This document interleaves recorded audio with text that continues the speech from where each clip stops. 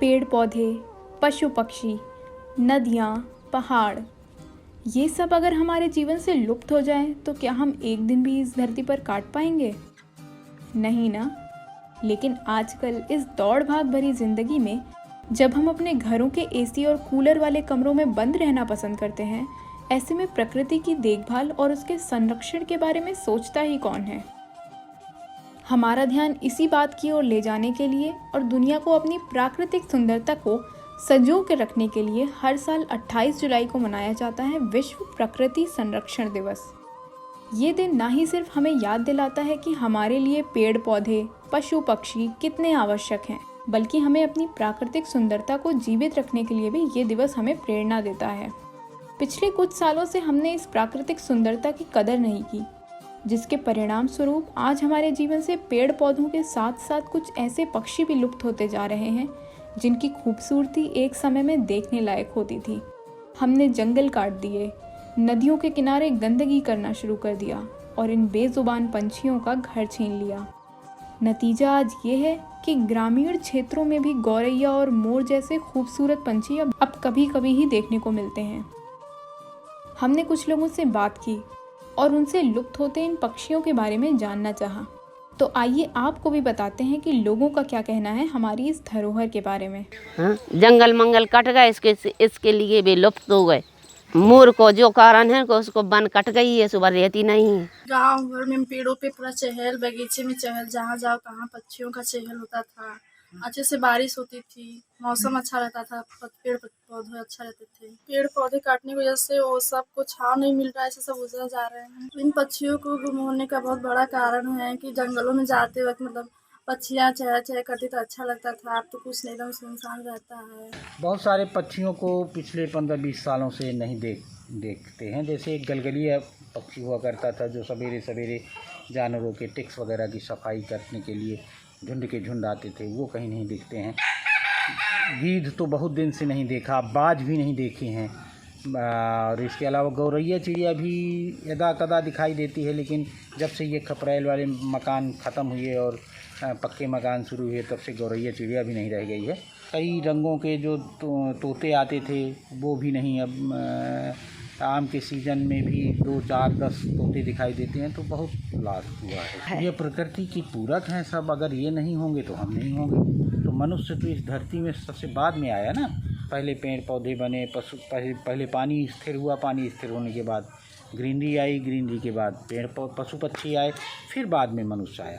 अगर ये बीच की कड़ी टूट जाएगी तो पूरी माने यहाँ की पूरी धरती की जीवंतता समाप्त हो जाएगी। तो उनका तो बहुत आवश्यक रोल है। बिना पक्षी के तो प्रकृति का संतुलन संभव ही नहीं। अभी एक 20 साल पहले जब हमने ये बाग लगाया था, तब लाखों तोते सुबह पूरब की दिशा की ओर दौड़ते हुए और शाम को पश्चिम की दिशा को दौड़ते हुए लाखों तोते कलरव करते हुए निकलते थे। और तमाम प्रकार की चिड़ियों की तमाम आवाज़ें आती थीं।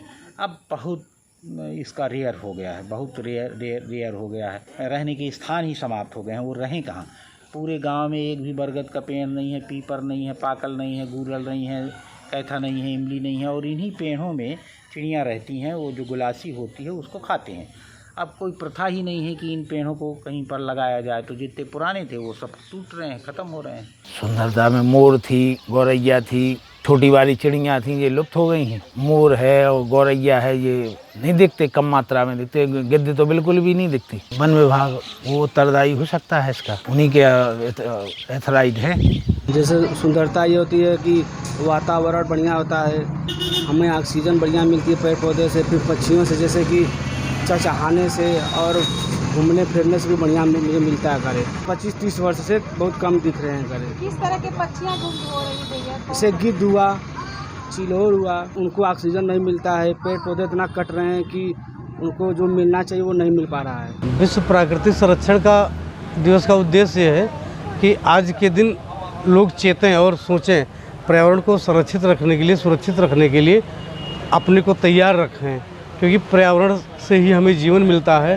पर्यावरण ही हमारा जो है जीवन दायनी है, क्योंकि इसके तमाम पेड़, वृक्ष, पक्षियाँ तमाम जो है उनसे हमें प्रत्यक्ष अप्रत्यक्ष लाभ मिलता है। प्राकृतिक सुंदरता के लिए नंबर 1 हमारा राष्ट्रीय पक्षी मोर है ही है, फिर हंस हैं, सारस हैं और जो है शुतुरमुर्ग, तमाम जो है पक्षियों को लोग चिड़ियाघर में भी रख करके उनकी सुंदरता को देखते हैं, उनसे तमाम जो है वो सब लेते हैं। हम लोग देख रहे हैं आज 15-20 सालों से इनकी विलुप्तता होते जा रही धीरे धीरे, लेकिन अब ये स्थिति आके पहुंची है कि जो है अक्सर ये दिखाई नहीं पड़ रहे हैं, देखने को मिलते ही नहीं हैं। जैसे हमारे यहाँ सुंदरता प्रकृति, हमारे यहाँ जैसे सुबह होता तो गौरैया मिलते थे, वो सुबह होते ही पेड़ पौधों पर चहचहाने की आवाज़ें उनकी आने लगती थी, जो इस समय अब नहीं दिखाई देता। क्योंकि ये प्राकृति का दोहन ही इसका मेन उद्देश्य है, जो वृक्ष कट रहे हैं जिससे कि विलुप्त होते जा रहे हैं, और जब पेड़ पौधे कट रहे हैं तो इसके पीछे हम दूसरा रीज़न आ रहा है प्रदूषण।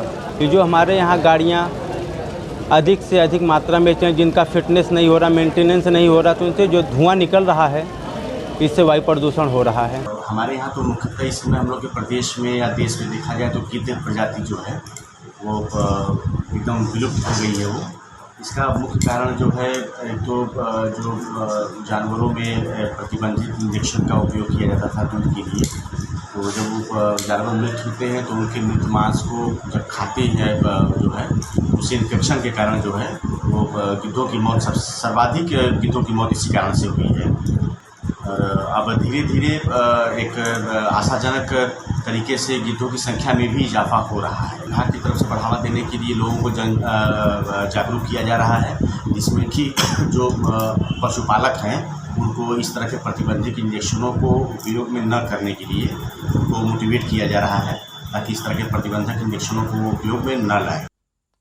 मनुष्य अपने आराम के लिए इन पंछियों को नुकसान पहुंचा रहा है, और दुख की बात तो ये है कि ये बेजुबान परिंदे हमारी तरह अपने हक के लिए लड़ नहीं सकते, बल्कि अपनी जगह छोड़कर नई जगहों की ओर पलायन करने के लिए ये पक्षी अब मजबूर हो गए हैं। तो इस प्रकृति संरक्षण दिवस के अवसर पर आइए हम एक प्रण लें कि इन पक्षियों के संरक्षण में अब हम अपना पूरा योगदान देंगे और इस धरती को वापस उनके लिए रहने योग्य बनाएंगे।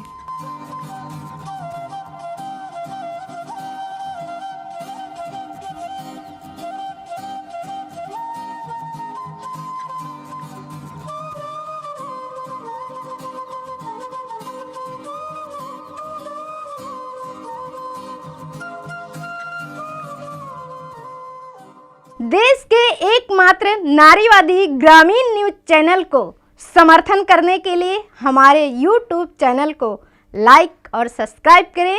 हमारी वेबसाइट पर सदस्य बने। खबर लहरिया, आपकी खबर आपकी भाषा।